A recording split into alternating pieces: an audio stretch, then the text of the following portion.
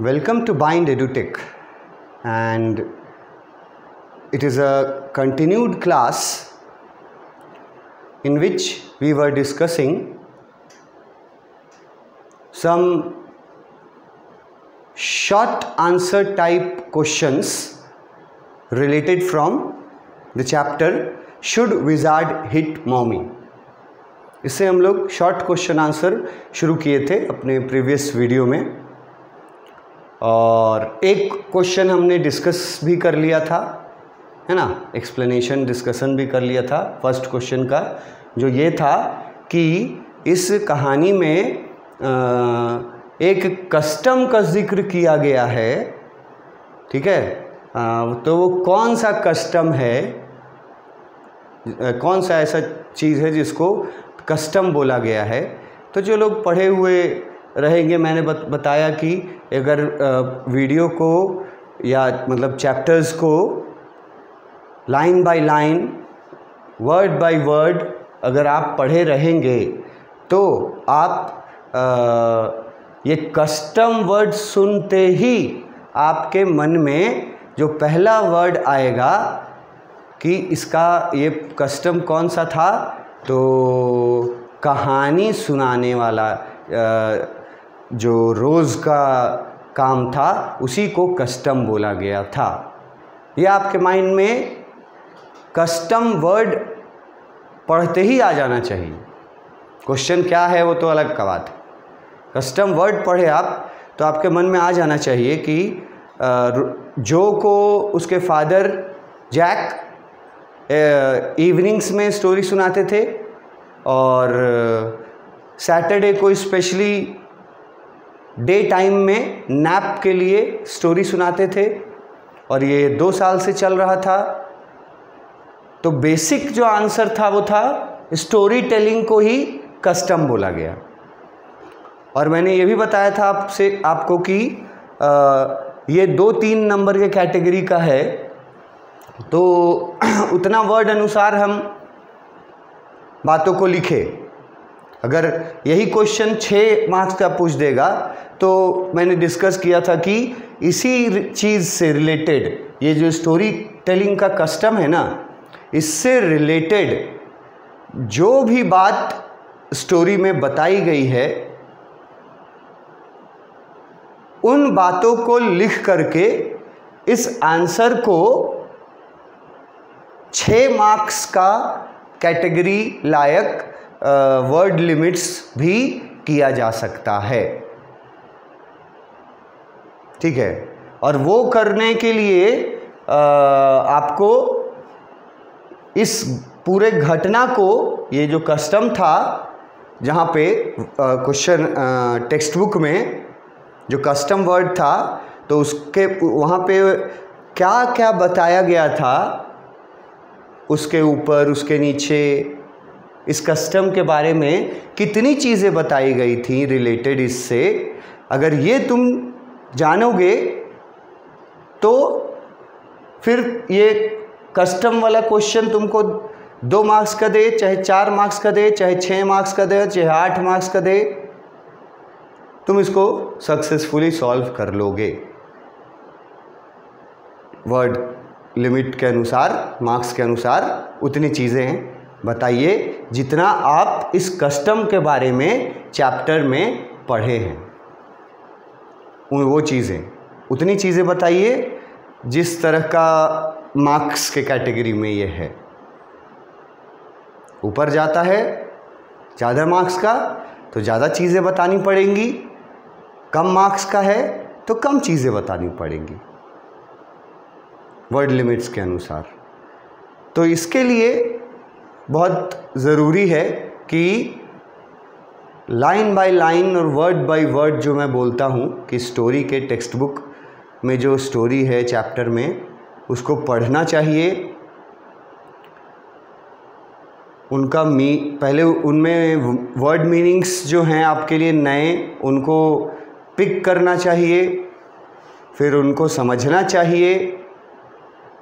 जो मैं अपने एक्सप्लेनेशन वीडियोस में समझाता हूँ एक एक वर्ड का मतलब, और फिर सेंटेंस में उस वर्ड का क्या मतलब निकलता है, ये भी सेंटेंस के अकॉर्डिंग होता है। इंग्लिश में एक ही वर्ड का अलग अलग सेंटेंस में अलग अलग मतलब हो सकता है। तो फिर वहाँ पर उस वर्ड का क्या मतलब है, ये डेप्थ से समझना पड़ता है, जो एक्सप्लेनेशन वीडियोस में मैं समझाता हूँ। इसी चैप्टर के एक्सप्लेनेशन वीडियोस जो मैंने बनाए हैं वो उसमें मैंने समझाया है ईच एंड एवरी लाइन। तो अगर वो आप देख लिए, वो आप सुन लिए, समझ लिए, पढ़ लिए, उसके बाद ये सब क्वेश्चन आंसर्स जो है ये आपके लिए मतलब बोझ जैसा नहीं लगेगा।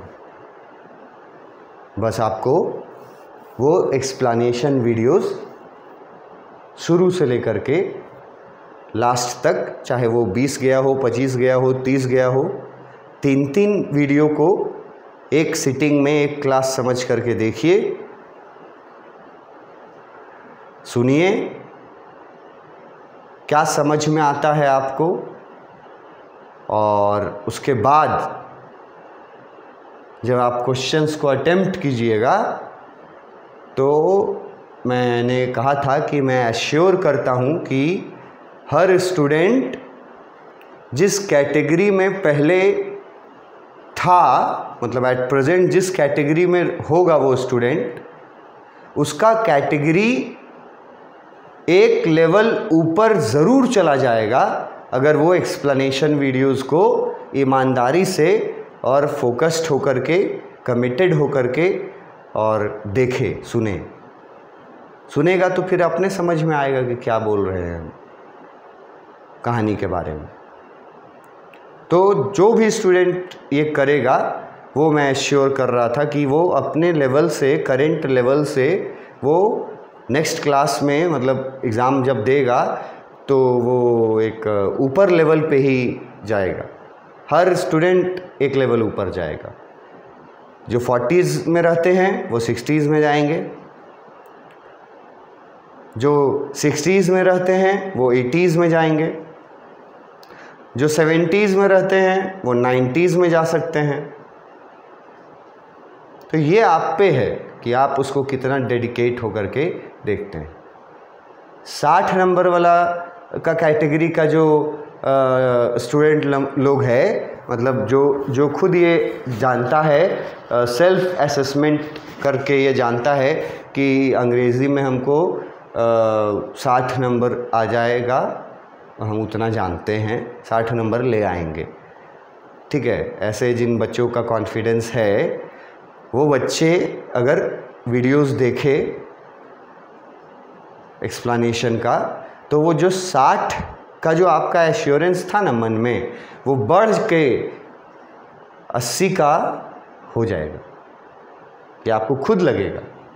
जैसे 60 वाला भी तो आपको खुद लग रहा होगा, कहीं भी आपने पढ़ा होगा, जैसे भी पढ़ा होगा तो आपको लग रहा होगा कि 60 तक हम कैपेबल हैं, ले आएंगे। तो अगर आप इस कैटेगरी के हैं और उसके बाद अगर आप वीडियोस देखते हैं, एक्सप्लेनेशन वीडियोस, तो निश्चित रूप से आप 60 के कैटेगरी से एक कैटेगरी ऊपर जाइएगा।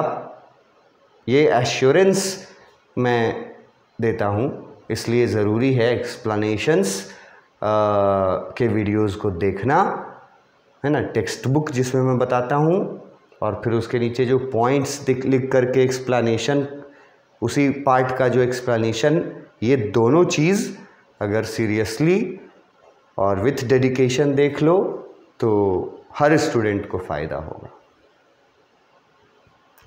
तो क्वेश्चन नंबर 1 हम लोगों ने डिस्कस किया था कि कैसे बढ़ाएंगे, अगर मार्क्स बढ़ जाएगा क्वेश्चन का तो आंसर कैसे बढ़ा सकते हैं, ये मैंने डिस्कस किया था पिछले वीडियो में। क्वेश्चन नंबर 2 पे आते हैं। क्वेश्चन नंबर 2 जो क्वेश्चन है ना, ये पहले क्वेश्चन पढ़ लो, उसके बाद इसका मार्क्स का बात करते हैं। क्वेश्चन नंबर 2 में पूछा है each story that Jack told, हर कहानी जो जैक सुनाता था अपनी बेटी जो को,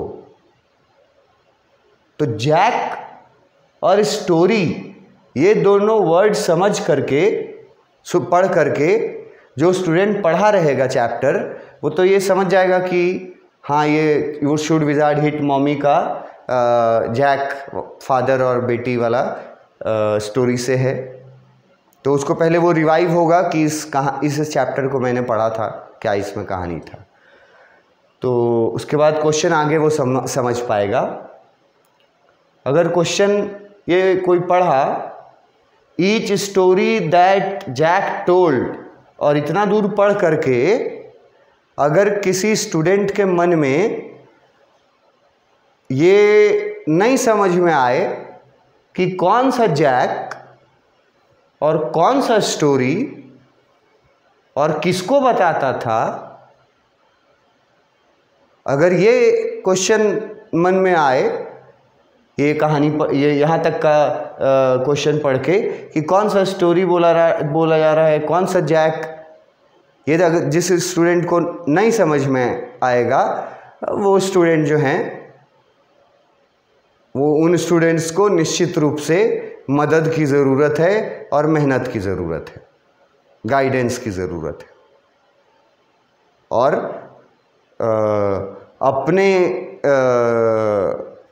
अपने घर पे या जहाँ भी आप रहेंगे, वो गाइडेंस जो आपको चाहिए वो आपको डिजिटल प्लेटफॉर्म में अवेलेबल करवाया जा सकता है, जो ये कोशिश कर रहे हैं कि आप कहीं भी रहें, ठीक है।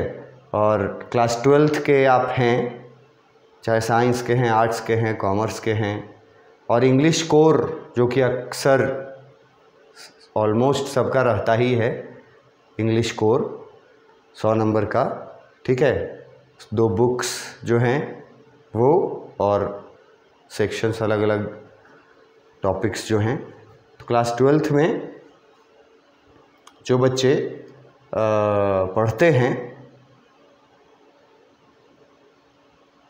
उन बच्चों को फाइनल एग्ज़ामिनेशन में जो मार्क्स ऑब्टेन करना है, ठीक है, वो मार्क्स ऑब्टेन करने वाले तो पहले से ही जान जाएंगे कि कौन सा स्टोरी और किस जैक का बात कर रहे हैं इस कहानी में, ठीक है, कि कौन सा स्टोरी है और कौन सा जैक का, ये पढ़ने वाले को इतने दूर में समझ में आ जाएगा। अब जिनको नहीं समझ में आया, प्रॉब्लम उनकी है, और उनका प्रॉब्लम सॉल्व हो सकता है, आराम से सॉल्व हो सकता है, उसका सॉल्यूशन दे रहे हैं। अगर तुम लेना चाहो तो तुम चाहो तो सॉल्व कर सकते हो कि इस चैप्टर के जो वीडियोज़ हैं, वीडियो लेक्चर्स हैं, जो मैंने लेक्चर नंबर 1 से शुरू किया, शुड विजार्ड हिट मॉमी, तो वहाँ से अगर आप ये चैप्टर के सारे वीडियोज़, 3 वीडियो को एक क्लास समझ करके और ऐसे करके अगर आप पढ़ लेते हैं, तो वो लोग भी जो अभी तक स्टोरी क्या है और जैक क्या है वो नहीं समझ पा रहे हैं, तो वो लोग को भी फ़ायदा होगा, और वो लोग भी किसी तरह के संदेह में नहीं रहेंगे कि इंग्लिश में कहीं फेल ना हो जाएं या बहुत कम मार्क्स ना आ जाए। बिल्कुल मार्क्स आएगा, अगर आप पे डिपेंड करता है। वीडियोज़ आप देखिए, एक्सप्लेनेशन वीडियोज़, और उसके बाद देखिए आप क्वेश्चन पढ़ करके कि कैसे आपको याद आता है कहानी का, कैसे रिलेट कर पाइएगा आप कहानी को। और जो स्टूडेंट्स इसको मतलब जो देखे हैं, जो देखेंगे या जो देख रहे हैं इन वीडियोज़ को, तो वो उनको ये स्पेशली ख्याल रखना है कि बीच का पार्ट कोई कहीं से उठा के देखने का कोई मीनिंग नहीं निकलेगा, या सिर्फ क्वेश्चन आंसर देख लिए इसका तब भी आपको फ़ायदा नहीं होगा, या इसका क्वेश्चन आंसर नोट कर लिए समझ लिए, नहीं फ़ायदा होगा। फ़ायदा बस एक ही तरीके से हो सकता है, इसके एक्सप्लेनेशन वीडियोस को देख करके। अब क्वेश्चन नंबर 2 जो है उसमें पूछा each story that Jack told, Jack का जो कहानी सुनाता था जैक अपनी बेटी जो को, what was the basic tale underlying it. तो जो स्टूडेंट्स पढ़े रहेंगे वो ये वाला वर्ड को तुरंत पहचान जाएंगे कि ये वर्ड का क्या मतलब है, बेसिक टेल, किस बेसिक टेल की बात की जा रही है। वो लोग यहाँ जैक और स्टोरी पढ़ करके पहले ये तो समझ जाएंगे कि कौन सा स्टोरी से है और किस जगह से है, फिर आगे जब पढ़ेंगे तो उनको ये वर्ड मिलेगा बेसिक टेल। ये क्वेश्चन का की वर्ड है, इसी पर आंसर लिखना है। जितना चीज़ बेसिक टेल के बारे में आप जानिएगा उतना चीज़ लिखिएगा, और कितना लिखना है इसका डिसीजन मार्क्स के अकॉर्डिंग और वर्ड लिमिट के अकॉर्डिंग करना होगा। लेकिन ये तब कर पाइएगा जब आप बेसिक टेल वर्ड पढ़ करके और तुरंत रिलेट कर लें, रिकॉल हो जाए आपके माइंड में कि किस बेसिक टेल की बात की जा रही है। और ये तो उनके ही माइंड में रिकॉल होगा जिन्होंने इसको अच्छे से पढ़ा होगा कहानी को, चाहे कहीं भी पढ़ा हो। मैं ये नहीं बोल रहा कि सिर्फ मेरे वीडियोस में ही पढ़ करके क्लियर होगा। कहानी अगर कहीं भी आप अच्छे से पढ़े हैं तो बेसिक टेल वर्ड जैसे ही आएगा तो आपके मन में तुरंत एकदम पढ़ते के साथ सेकंड से भी कम समय में पूरा वो कहानी का वो पार्ट तुमको अपने मन में रिकॉल कर लेना होगा जहाँ बेसिक टेल क्या था ये बताया गया था, वहाँ पूरा। अब जो स्टूडेंट जितना सिंसियरली पढ़ता है तो उसका उतना जल्दी और उतना ज़्यादा बातें उसको रिकॉल होती हैं। जो ज़्यादा ध्यान से पढ़ा तो जल्दी रिकॉल हो जाता है उसको, और ज़्यादा बातें याद रहती हैं उसको उस घटना से रिलेटेड, मतलब बेसिक टेल से रिलेटेड। जो ध्यान देके नहीं पढ़ा है, ठीक है, वो ये तो जान जाएगा कि जैक स्टोरी सुनाता था अपने बेटी को, ठीक है, और वो ये भी जानेगा कि एक तो वर्ड आया था कोई बेसिक टेल वर्ड जिसमें ऐसा ऐसा लिखा हुआ था, ये भी जानेगा वो। लेकिन कंप्लीट अगर नहीं जानेगा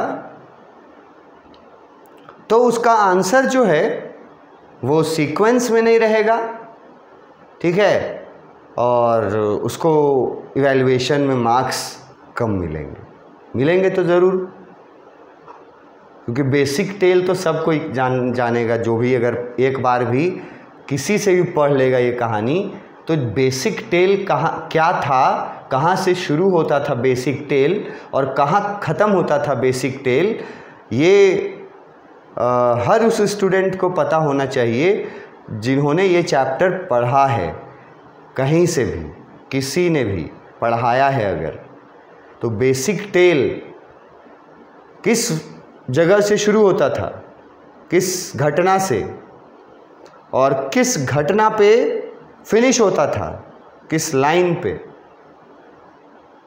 ये अगर आपके माइंड में जल्दी और पूरा आ गया तो समझिए कि आपने ठीक से पढ़ा भी है और आपको पढ़ाने वाले ने ठीक से पढ़ाया भी है। पूरा घटना आ जाना चाहिए आपके मन में कि बेसिक टेल क्या था। और अगर नहीं पढ़िएगा कहानी में तो हिचक हिचक के जैसे आंसर बोलते हैं, जिसको आंसर नहीं आता है उससे कोई सवाल कर दो क्लास में भी, तो वो आंसर बोलेगा जब तो हिचक हिचक के बोलेगा, रुक रुक करके बोलेगा। मतलब उसको थोड़ा पता भी है और कंप्लीट नहीं पता है, तो बोलना शुरू भी करेगा लेकिन रुक रुक करके, फ्लुएंटली नहीं बोल पाएगा। तो वो फिर उसी कैटेगरी में आएंगे, उनके नंबर्स जो हैं वो पास तो कर जाएंगे लेकिन 40 मार्क्स आ गया, 41 आ गया तो बहुत है। इस कैटेगरी में अगर आप रखते हैं कि 41 नंबर से आपका काम चल जाएगा तो फिर आप काम चला सकते हैं 41-42 से, तब फिर आपको ज़्यादा मेहनत करने की ज़रूरत नहीं है। एकदम मेहनत करने का ज़रूरत नहीं है। जो स्टूडेंट इंग्लिश में क्लास 12th में 40 नंबर तक का आने का उसका टारगेट रहे कि हमको 40 तक आ जाए किसी तरह तो बहुत है, उन स्टूडेंट्स को इतना मेहनत नहीं करना चाहिए, एक्स्ट्रा हो जाएगा। ठीक है, वो लोग क्या करो, वो लोग बस कहानी को सुन लो, नाम याद रख लो, कैरेक्टर्स याद रख लो और कहानी को सुन लिया तुम भी किसी तरह भी से भी, तो तुम 40 नंबर तक तो पहुंच ही जाओगे, पास तुम कर जाओगे। इतना फिर पढ़ना लिखना नहीं तो बेकार चला जाएगा, टाइम वेस्ट हो जाएगा अगर तुम ज़्यादा पढ़ेगा, क्योंकि तुमको 42 नंबर ही लाना है तो तुम क्यों ज़्यादा मेहनत करोगे। मेहनत वही लोग करना जो लोग को ज़्यादा नंबर्स चाहिए, उन लोग को मेहनत करने की ज़रूरत है।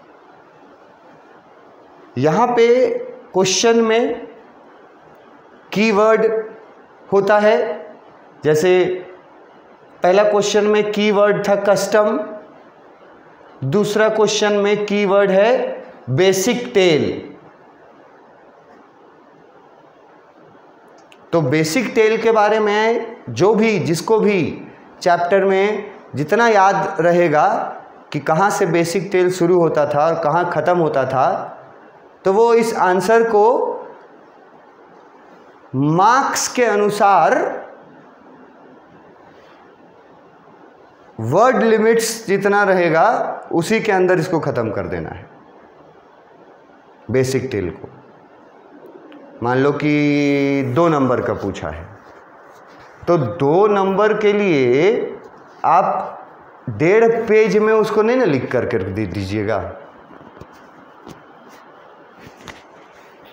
वर्ड लिमिट्स भी है ना, 2 नंबर का पूछा है तो 2 नंबर ही के लायक ही रहना चाहिए ना उसका वर्ड लिमिट।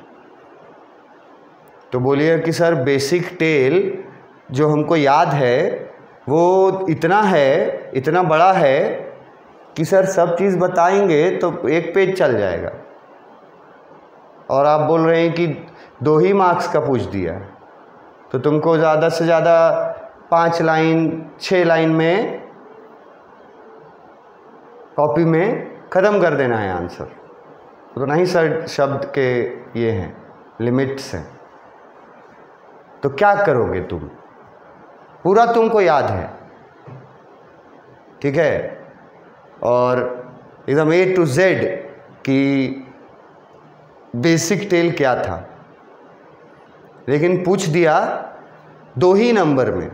और हम जो बता रहे हैं, जैसे जो मैंने यहाँ से देखो आंसर शुरू किया और कितना गया आंसर, यहाँ तक गया, यहाँ तक।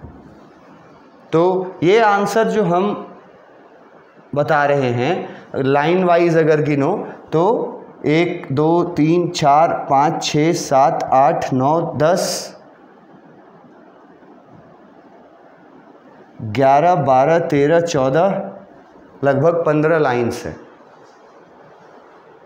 ये आंसर बेसिक टेल के बारे में 15 लाइन का आंसर हम दिए हैं, ठीक है।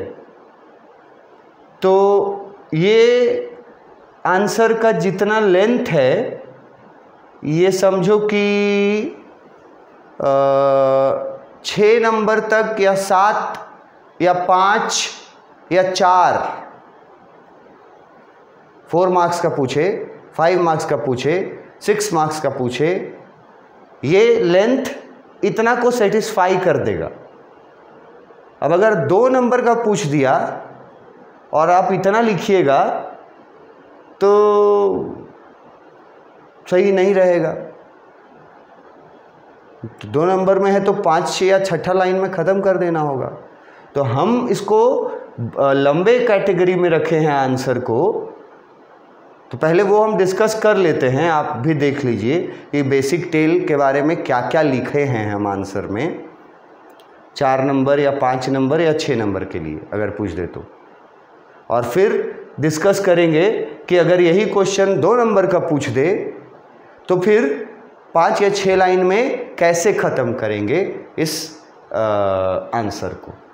ये दोनों चीज़ डिस्कस करेंगे अपने नेक्स्ट वीडियो में। Thank you.